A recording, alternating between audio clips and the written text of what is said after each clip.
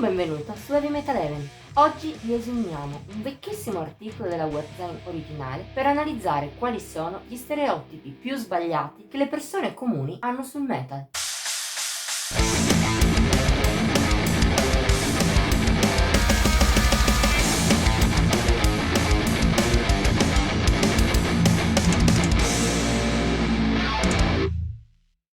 A volte ritornano. Potrebbe essere questo un titolo alternativo per la top 10 di oggi. Se di solito le nostre classifiche sono create ex novo, partendo da zero, quella di oggi è vecchissima.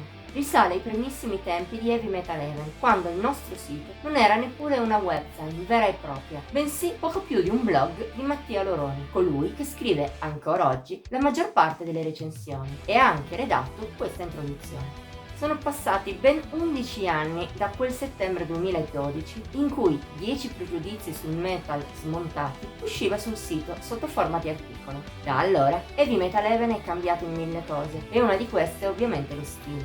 Quello che proponiamo oggi perciò non è l'articolo originale, se ti interessa puoi trovare linkato qui sotto in descrizione, ma una sua rivisitazione aggiornata. Fatta questa premessa, andiamo quindi a vedere quali sono queste bufale sul metal che oltre un decennio fa ci siamo sentiti di sfatare. Spesso chi ha scritto questa top 10 ha ascoltato o letto, nella sua ventennale avventura da ascoltatore metal, moltissime affermazioni false e denigratorie sul metal. Se questo genere di situazione non stupisce, può risultare abbastanza fastidiosa per chi ama il nostro genere di riferimento o addirittura ne vive. Di conseguenza, con la conoscenza maturata negli anni, nell'articolo sulla vecchia webzine ci siamo ritrovati a cercare di sfatare molti dei falsi miti e delle banalità che si sentono spesso, sia dal vivo sia sul web. Allora, nonostante lo avessimo negato, di certo lo avevamo fatto anche con un po' di rabbia. Oggi, seppur con molta più calma, in parte abbiamo mantenuto il tono volutamente tagliente della top 10 originaria. Non che serva davvero difendere il metal come ci proponevamo di fare nel 2012, ma la passione e l'amore per il nostro genere preferito sono ancora lì. Per questo abbiamo anche rispettato la scelta dei 10 punti dell'articolo originale e il loro ordine sparso. Soprattutto però abbiamo rispettato le idee espresse al suo interno. Che altro dire a questo punto se non diamo il via al debunking di queste 10 bufale? Il primo stereotipo da smontare è che il metal non riesce a comunicare emozioni, o in alternativa è monotono nel comunicare solo rabbia. Non è prima per caso. Al contrario, questa affermazione è una stupidaggine davvero grave, per usare un eufemismo ed evitare i toni ben più forti dell'articolo originale. Comunque sia, per chi riesce ad assorbirlo, a livello emotivo il metal è un genere dalla varietà estrema, forse addirittura il più vario nella musica. Può per esempio evocare allegria, che svaria tra la gioia pura e quasi bambinesca dell'happy metal, la festosità dell'air e del folk, la tamarragine di molti gruppi tra heavy, stoner e industrial, e persino la scherzosità del metal demenziale. Oppure, al contrario, può suscitare la tristezza più pura, con gothic, doom, depressive black, o ancora andare dall'energia senza pensieri, in heavy, thrash e death, alla riflessività più pura, ritrovabile in tantissimi generi, ma soprattutto in progressi, post e generi atmosferici. E ancora, andiamo da toni nichilisti e degradati, in generi come sludge, alternative, una parte del black, ma anche in parte lo sleaze, a quelli più epici che ci siano, oppure all'effettiva rabbia feroce del metal estremo a sensazioni distese e pacifiche di stoner, post e generi atmosferici, passando per il romanticismo del gothic e per la malinconia del death metal melodico. Infine si possono trovare la luminosità di power, progressive e anche di qualche genere più estremo, contrapposto al buio più totale, passando per ogni altra sfumatura di emozioni possibili e immaginabili. Dire in assoluto che il metal è solo rabbioso o peggio che non comunica emozioni è frutto o di totale ignoranza non solo verso la musica, ma anche verso di chi ne parla, come noi, per esempio, che spesso basiamo le recensioni sui sentimenti che i dischi ci suscitano, oppure di malafede. Il secondo pregiudizio sbagliato sul metal è quello superficiale sul satanismo. I primi riferimenti al diavolo nella musica dura sono del primo album dei Black Sabbath, ma a ben vedere non si parla mai di lodare un essere malvagio. Il gruppo nei propri testi cerca solo di creare un immaginario oscuro, quasi horror. Da lì in poi Satana è stato usato nel metal in molti modi, ma in particolare come simbolo del male assoluto, da adorare, ma a volte anche da rifuggire, o come metafora dell'anticlericalismo. Quando invece si parla di satanismo vero e proprio, è spesso piuttosto becero, una forma di provocazione. Se non ci credi, tra l'altro, inneggiare a Satana è divertente. Si può obiettare che comunque qualche gruppo che crede davvero in un essere di puro male esiste, Ciò non toglie che comunque per la maggior parte i testi metal parlano di tutt'altro e alcuni abbracciano persino tematiche cristiane. Ma anche se fosse tutto di matrice satanista, quale sarebbe il problema? Dopotutto, a parte rarissimi casi come le bestie di Satana che però di musicale avevano ben poco, lodare il demonio non ha mai portato a violenze o chissà quali altri problemi. Il terzo stereotipo su cui ci soffermiamo è quello, riduttivo e spinoso, secondo cui i metallari sarebbero tutti di estrema destra. Come nel caso precedente, è vero che esistono gruppi che si ispirano al nazismo, specie nel black metal, ma sono una minoranza risicata. Inoltre, molti gruppi avvicinati a questa corrente politica, come gli Slayer, la cui Angel Death però si limita a descrivere le torture di Mengele senza esanfarle, se ne sono dissociati. In generale nel metal si possono trovare dall'estrema destra all'estrema sinistra, passando per quella stragrande maggioranza che non ha nulla a che fare con la politica. Se poi l'argomentazione tira fuori per sostenere questa bufala e che il colore metal per antonomasia è il nero, è semplicemente ignoranza.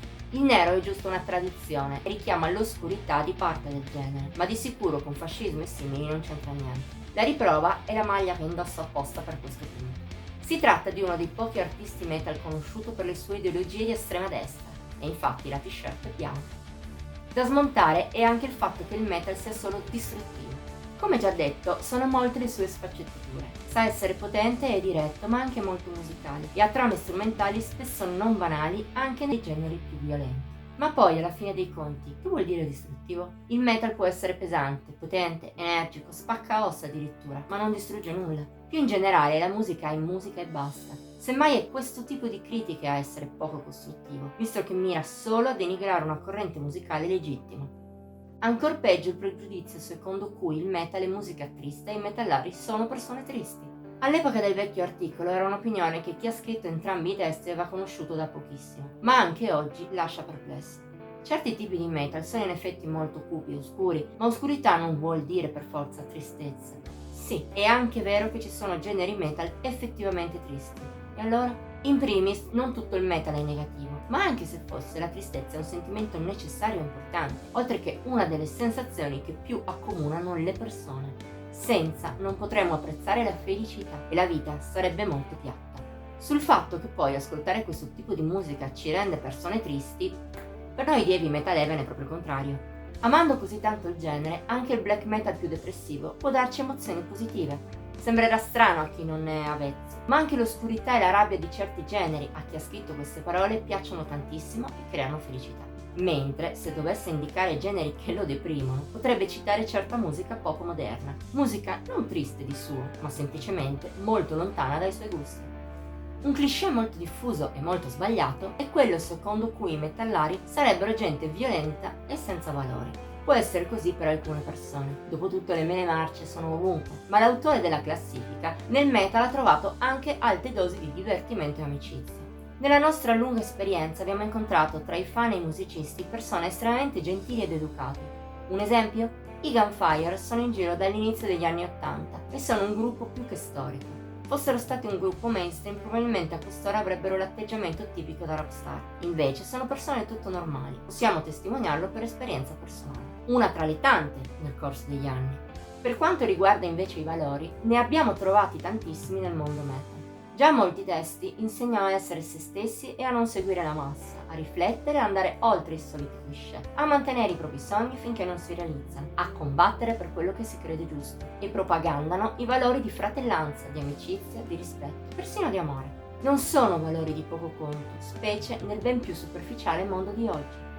Una vulgata diffusa soprattutto tra certe categorie di musicisti è che il metal è troppo chiuso verso l'esterno. Lo è talmente tanto che infatti è stato contaminato spessissimo da altri generi, in primis col punk, da cui derivano generi come il thrash e lo sludge, dalla commistione col rock progressivo è poi nato il progressive metal, da quella con la musica folk, il folk metal, dalla commistione con la musica sinfonica, il symphonic metal, dalla commistione con l'ambient, il drone doom, il black ambient, da quella col post rock, il post metal.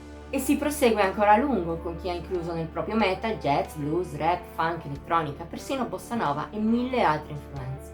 Se questa è chiusura agli altri generi, non sappiamo come si possa essere aperti.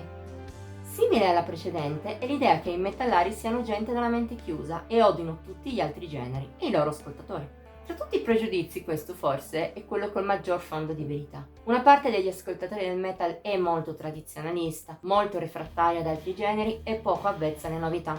Ma esistono anche ascoltatori che prendono il metal come un genere tra i tanti e lo amano come gli altri. Sono forse una minoranza, ma non da sottovalutare. E poi ci sono invece quelli, come chi ha scritto la top 10, che hanno il metal come il genere principale, perciò all'apparenza il pregiudizio sulla mente chiusa è vero. Ma è così?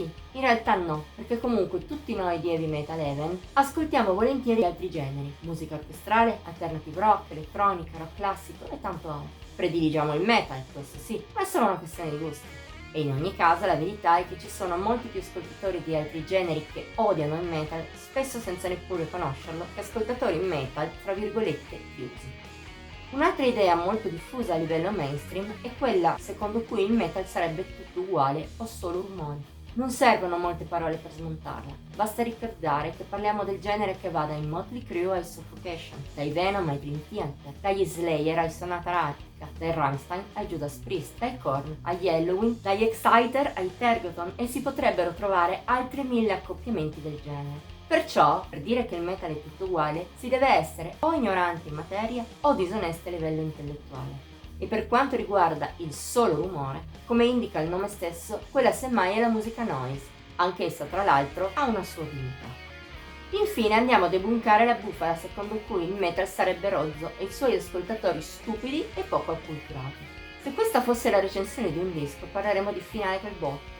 In primis le generalizzazioni sono tutte sbagliate. Esistono persone poco acculturate nel mondo metal, ma come in ogni altro ambiente. D'altro lato, esistono anche tante persone colte che lo ascoltano e addirittura studi scientifici che dimostrano come le persone più intelligenti abbiano gusti musicali alternativi al mainstream.